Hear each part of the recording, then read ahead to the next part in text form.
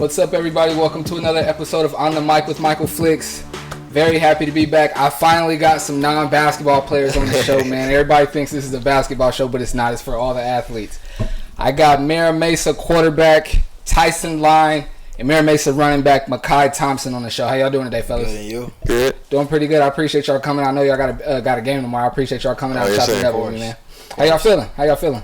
Good. Just ready to get out there tomorrow. Yeah. These questions are, unless I direct them at one of y'all, y'all can answer them in order or nothing like that. It was just a free-flowing conversation. This ain't got to be super structured or nothing like that. You know what I'm saying?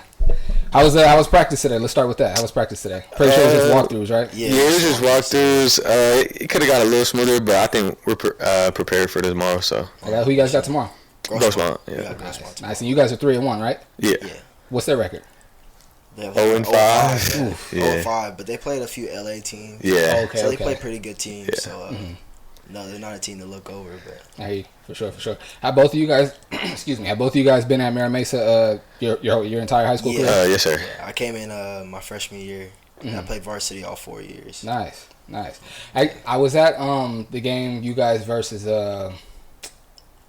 I think it was your second or third game of the season. I can't remember who your opponent was. But you had 3 touchdowns though. Oh, Otay Ranch against Otay. Against Otay. And as I were so me and my producer for PPR, my producer, we stayed in the press box after the game, and I was just talking. I don't know the coach's name. I forget his name, but shorter dude. He might have had a bald head. I'm not sure. Actually, you know what? I think he was a custodian. I'm not sure. Coach Stan.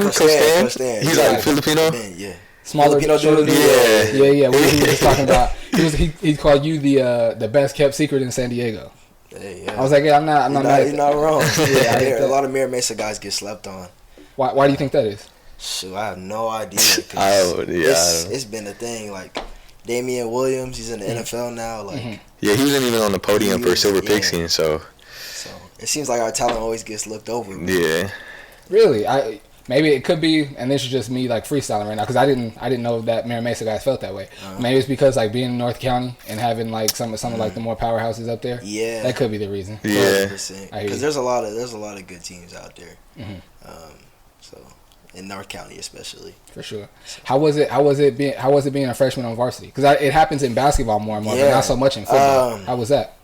It was kind of it was nerve-wracking at first. I'm not gonna lie, but like once I kind of earned the respect of all the guys on the team and found my spot on the team, it kind of just felt like I fit in where I was supposed to be. I hear you. And were you playing running back that year as well? No, I was backup running back. I had started at corner. Okay. I was running behind Elijah Thomas. Oh, Elijah, yeah. Gotcha. But yeah, it was a pretty fun freshman year. I hear you. I only played from my high school. No, I played my sophomore and my senior year. Of course, my senior year I was on varsity. Right. I started at defensive back as well my senior year. Right. And we had one sophomore on the team. He started at outside linebacker actually. Oh, wow. And the year before that, I played backup running back as well, but I was a senior. So you're a freshman, you got like more of an But our running back, Paco Pacheco, he was really, really good, and he played varsity as a sophomore as well, and started at running back. And I remember my senior year when we had another freshman playing. His name was sophomore playing varsity. Right. His name was Mark Lambert. And I remember our coach like having to like tell the whole team. He was like, guys, like lower classmen don't get called up in football to not play. Yeah. He's like that happens in other sports. Like you get called up and you kind of learn the ropes. He was like, but football, if a lower classman's getting called up, he's playing. So don't like take him lightly. Like, he's coming for you. Like don't take him lightly. Don't take his spot. Yeah, for sure. 100%. For sure. How long have you been on varsity? So I got pulled up, or I've been suiting up for varsity since my freshman year, but last year I started 4 games at the end of the season. So our senior quarterback, Alex Zappia, he wasn't playing as good as he was at the beginning of the season, so they ended up putting me in for a half of a game, and then they started me the next game, and it just went on from there. So nice. Was there any animosity with the former quarterback, or how was that? How was he passing the reins over to you? He was actually pretty good. He just treated me like a little brother through the whole process. So yeah.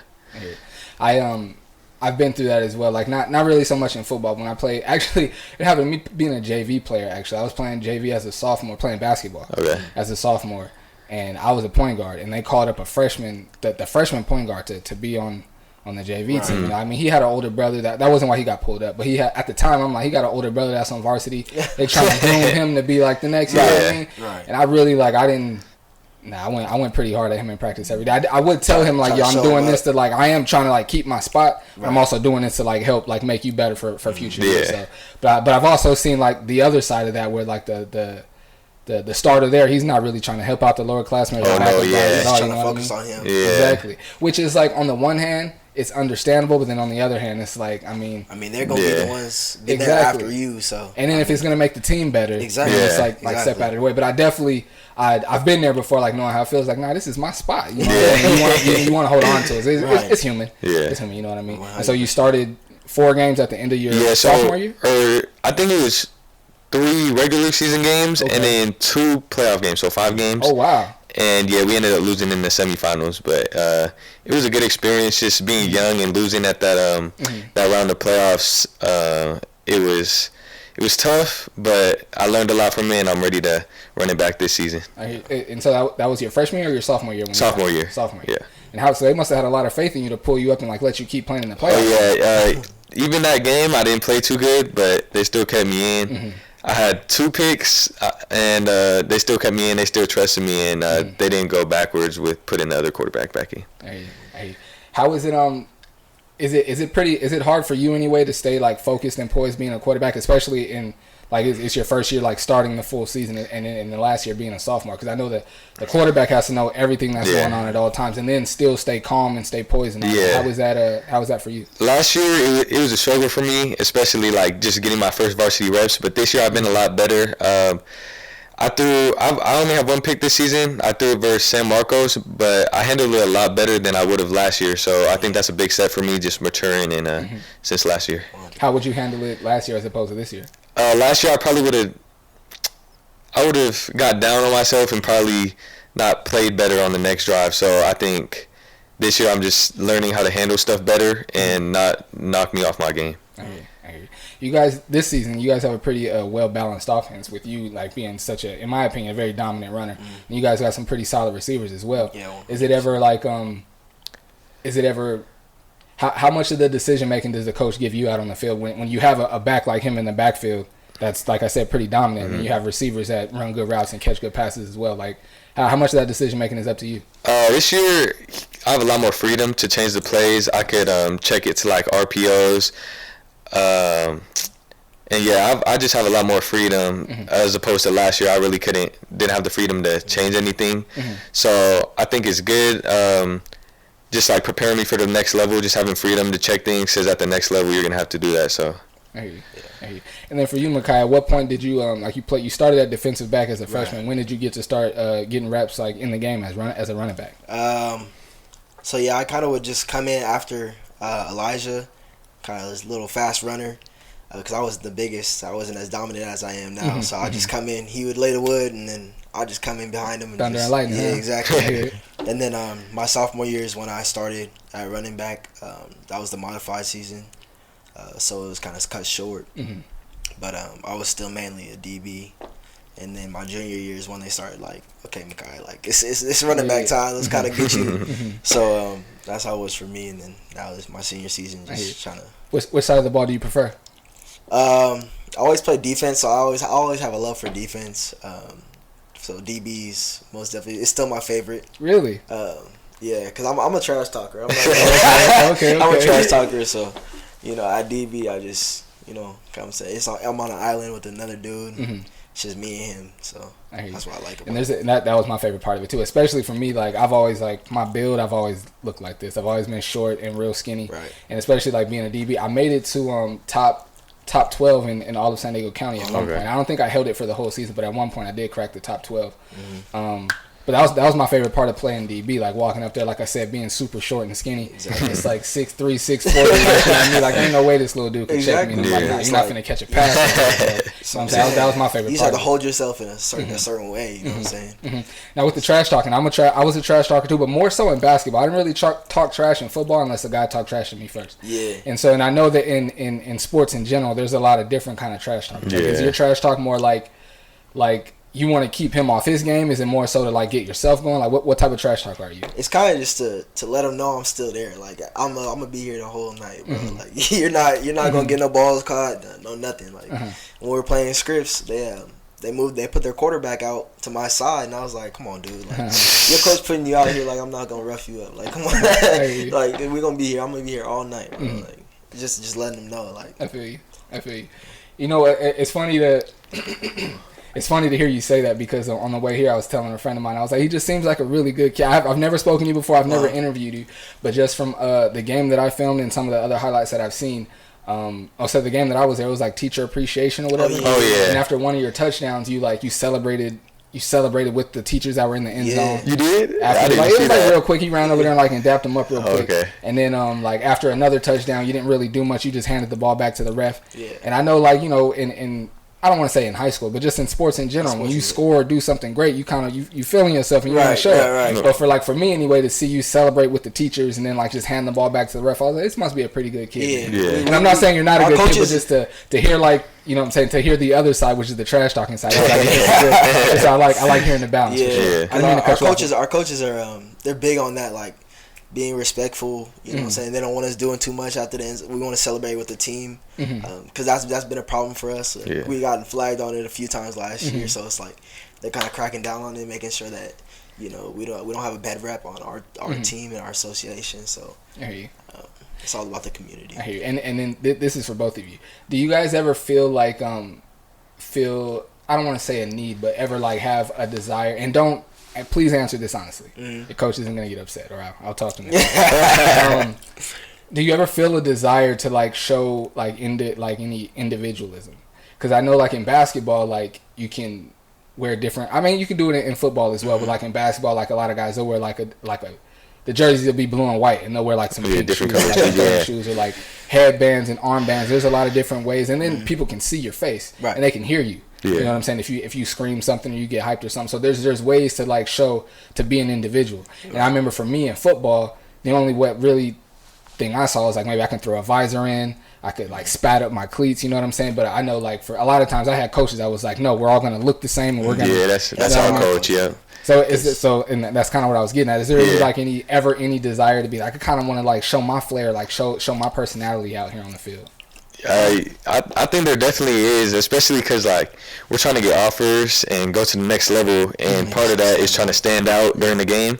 And I think this year our coach has been a little more lenient on us wearing our own stuff. So I think we just have to be within the guidelines, but we could do our own thing. So I like the freedom of doing that a little bit. Everybody has their own little style on the team. What's your style? Because for me, I kind of just keep it simple. So arm sleeves, long socks. But our coach makes sure every week he asks us what color you guys going. Make sure everybody has socks. Yeah. He's honest about it. Because he wants to keep it as uniform as we can. Yeah.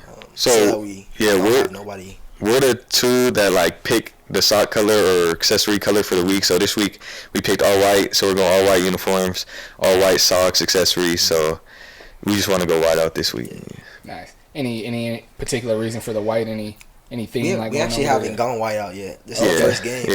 Because we wanted to go white out for scripts, but our coach was like, nah. Okay. So this is our first white out game, so we're we have to go all white. Yeah. We have to. Cause I hear it. How does it feel for you being a senior? How does it feel to finally reach your senior year and be on campus and recognized as the senior varsity football player? How does that feel now? It's pretty cool. I feel like it hasn't really hit me as my senior year until that senior night you're walking out bro, it's really my last season. But it's been pretty cool. A lot of the people at school, teachers and stuff, they'll come up to me, hey, good game last Friday or whatever. I'm like, oh, thank you. That's what I like about Mira Mesa. It's a good community. Nice. Everybody looks out for each other. Nice. So. I know for me, and like I said, I only played 1 year of varsity football, and it was my senior year. And then so for me, and you do it as I did it as a JV player, Fridays, walking around campus with your jersey on. It's different. It's different when you're on varsity. You know what I'm saying? Any sport, it is. It's different when you're on varsity. You know what I'm saying? Especially it being your senior year. That's what I was gonna say. It didn't hit me that my high school football career was over literally until the game ended. Yeah. We played. I went to Orange Glen out in Escondido. Okay. Oh, yeah, that's where I stay at. Oh, you say Esco? Mm-hmm. Okay, cool. We played El Cajon Valley. Mm-hmm. In the first, we lost in the first round of the playoffs. We lost to El Cajon Valley, and the last play of the game was like through a Hail Mary, like, and we were down by like 2 or 3 touchdowns. So this touchdown wasn't gonna change anything. But like I was playing slot receiver, and threw a Hail Mary to one of my friend Andrew Fair, and he caught it and actually scored on the last play of the game. And I was just so hyped for my friend that he scored. I'm like, yeah, dunk it on the goal post, bro. Like, yeah, hype. And he was looking at me like, bro, like, chill, like, we just lost, like the season's over, bro. And I'm just still like, I'm just happy for my friend. I'm just like trying to enjoy the moment. Yeah. But it really like literally like walking to like that last huddle before going to the locker room, it was almost was like a movie. Like I looked up at the scoreboard and saw all the zeros and it hit me and I was like, dang, like I'm probably not really playing no football after this. Because I was pretty sure I wasn't gonna play in college. I'm sure both of you guys are gonna play in college. But it just hit me like, dang, I'm probably not gonna be playing no more tackle football. It was like I started crying and everything. It was like it really didn't hit me until the game. Because that's how it was for me last year. Seeing all my seniors, just knowing their time here is over. You know, they're not gonna be here with me next year. Exactly. It was just coming in during the summer, just without them there with me. It felt weird because I was with them since I was a freshman. I hear you. So I came up with them. So it's kind of weird not having them with me this year. But what was that adjustment like? I feel like it was more of an adjustment for him because it was all the receivers. Yeah. But it was most definitely weird not having them around campus, joking around with them. But they're all playing football, so they're doing their thing. Yeah, it hit me hard too because I felt like I let them down. I didn't have the best game. I threw 2 picks. It was 3 picks. One of them hit the ground and he picked it up. They called it a pick. I don't know. But yeah, so it felt like I let them down and I was crying. They were crying.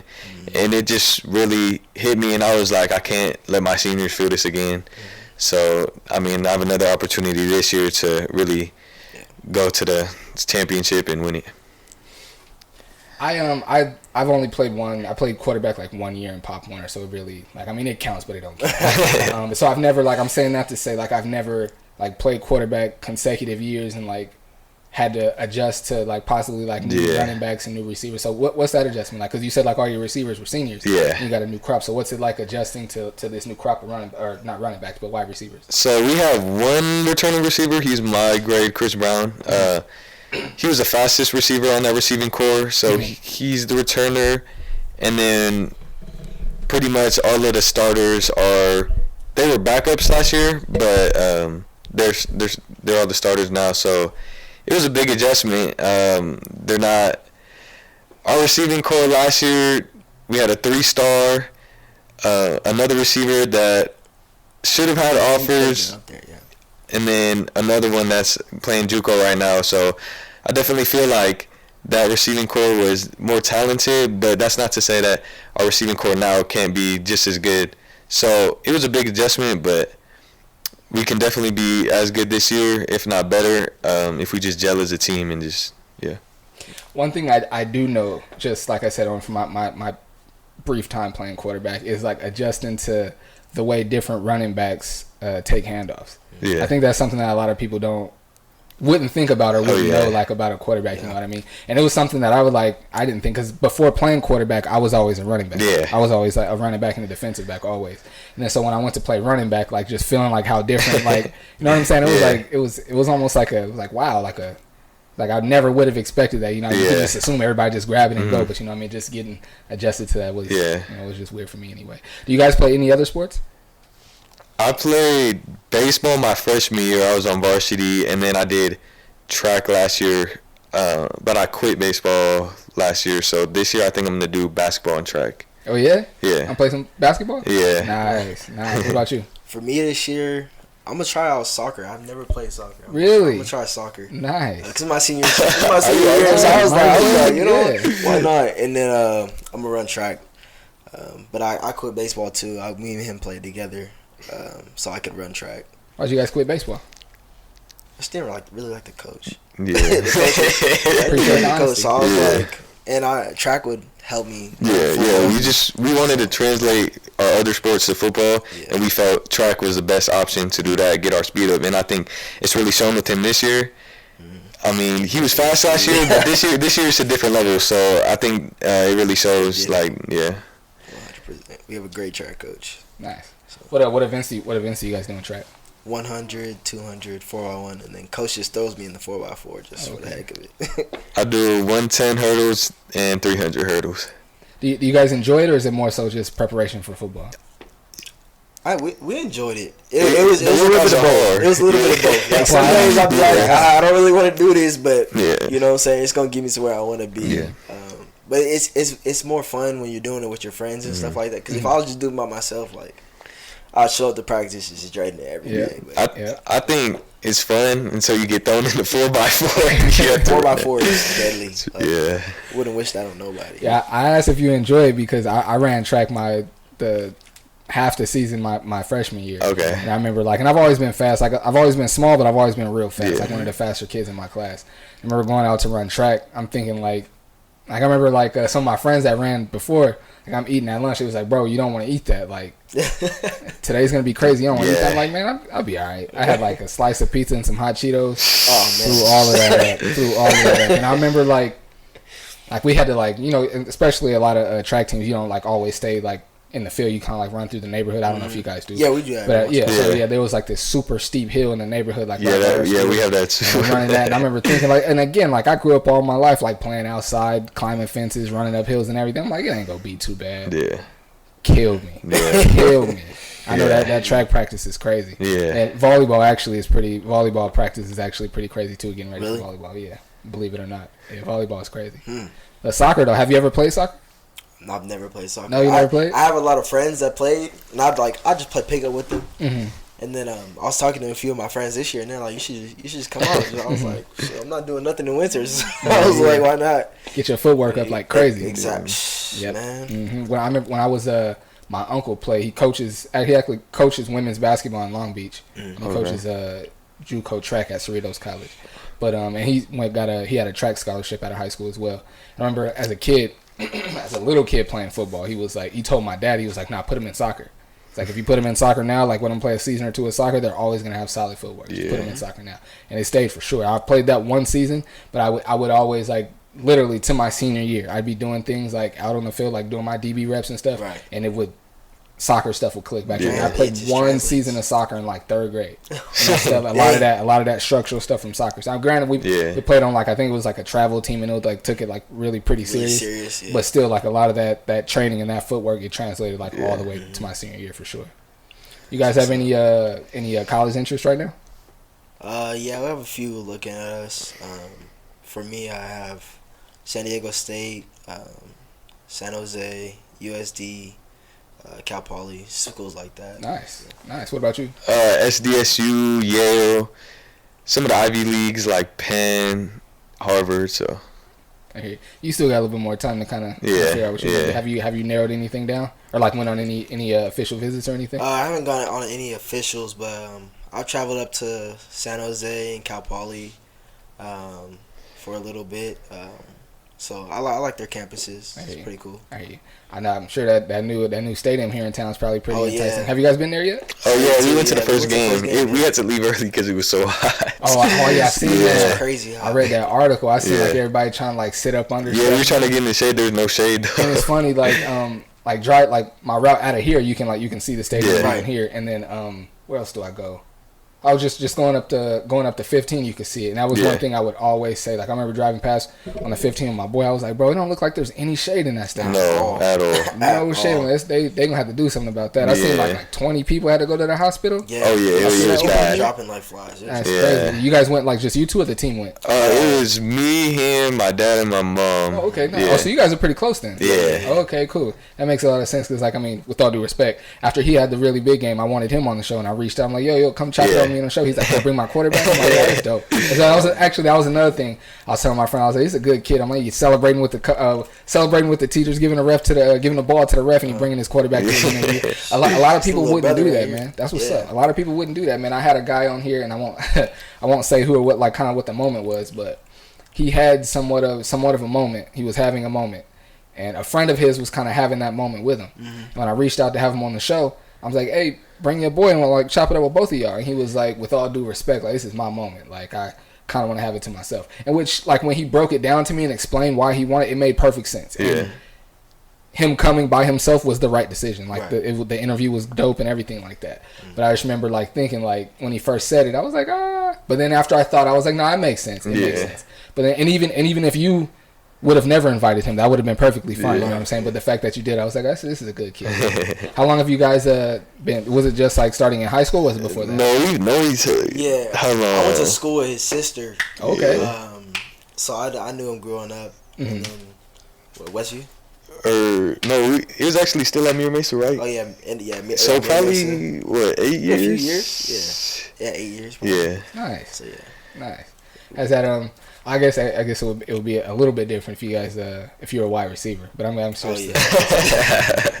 I know what that's like. Man, having that chemistry with a wideout, especially like if you got like one or even two that like you really kick it with, you really know their routes. Yeah. You know what I'm saying?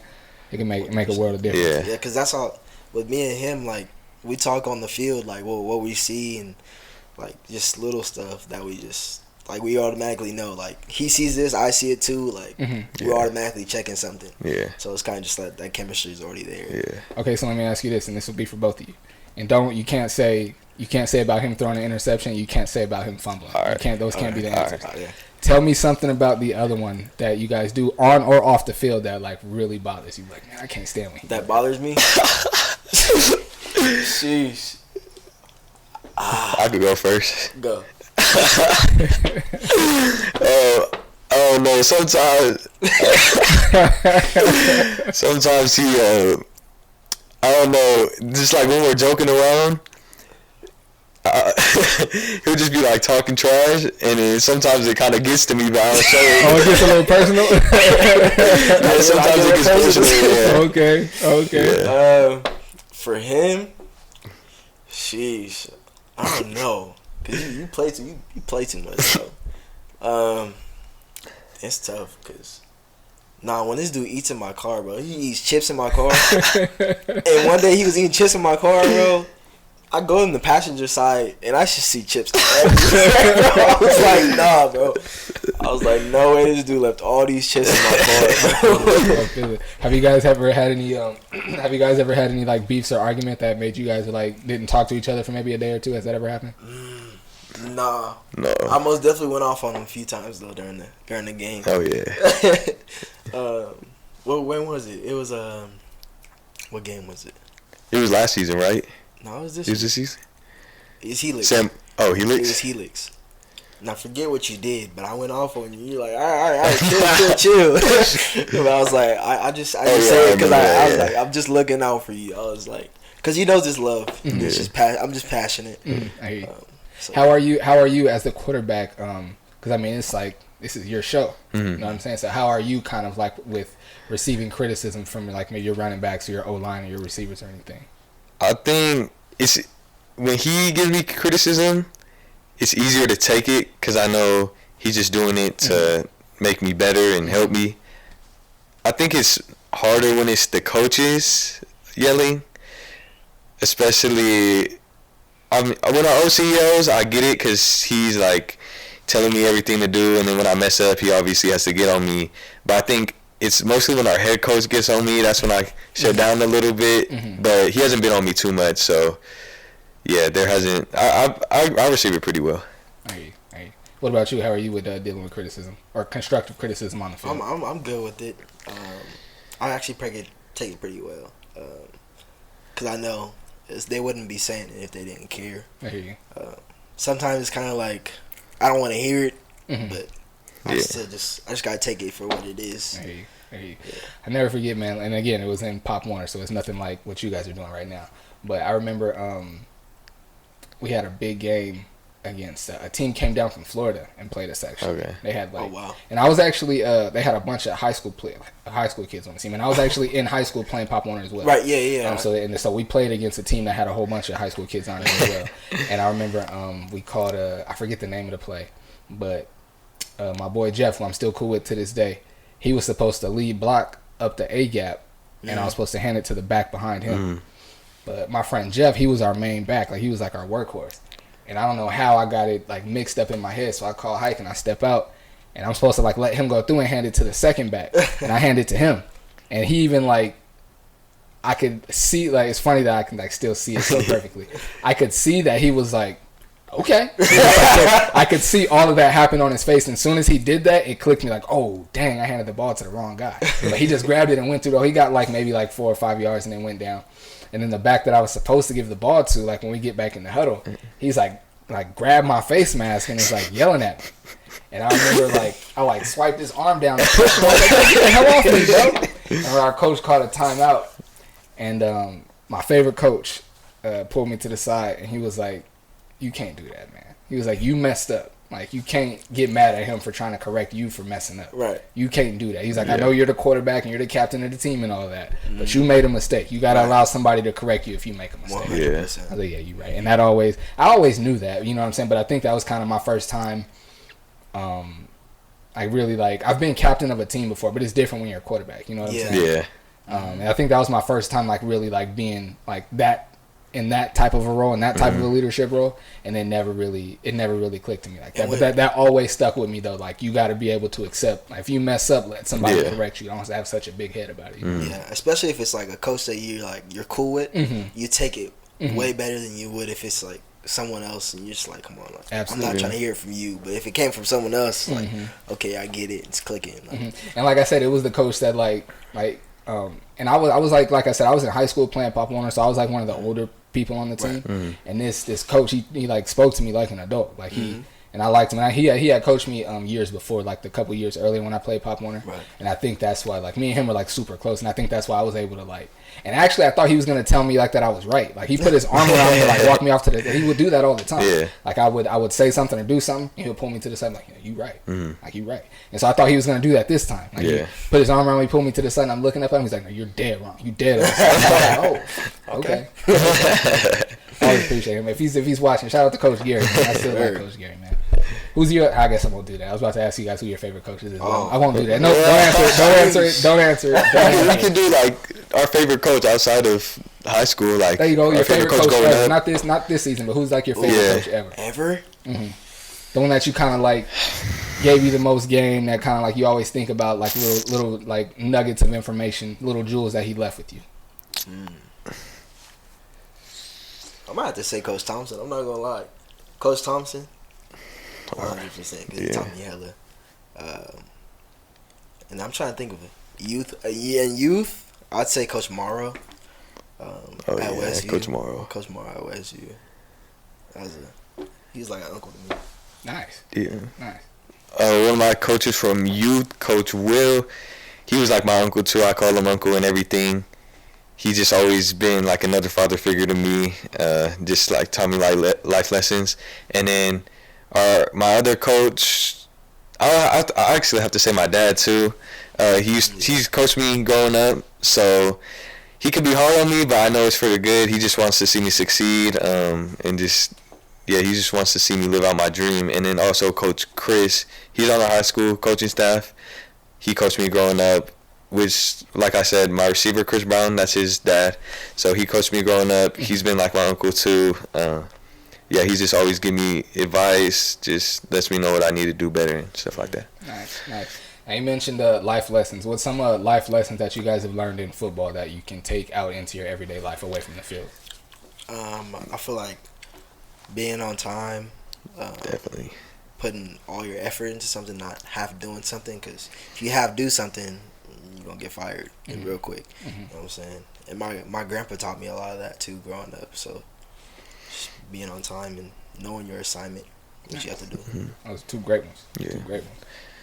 The biggest life lesson from football and all my coaches will probably be just being a better father, son, and brother, like to your teammates, to your parents, just like knowing how to better yourself, to have a better relationship with other people, and not being ignorant to stuff that you could do better. Nice. I like those. Check y'all out. What do you guys? You guys Charger fans?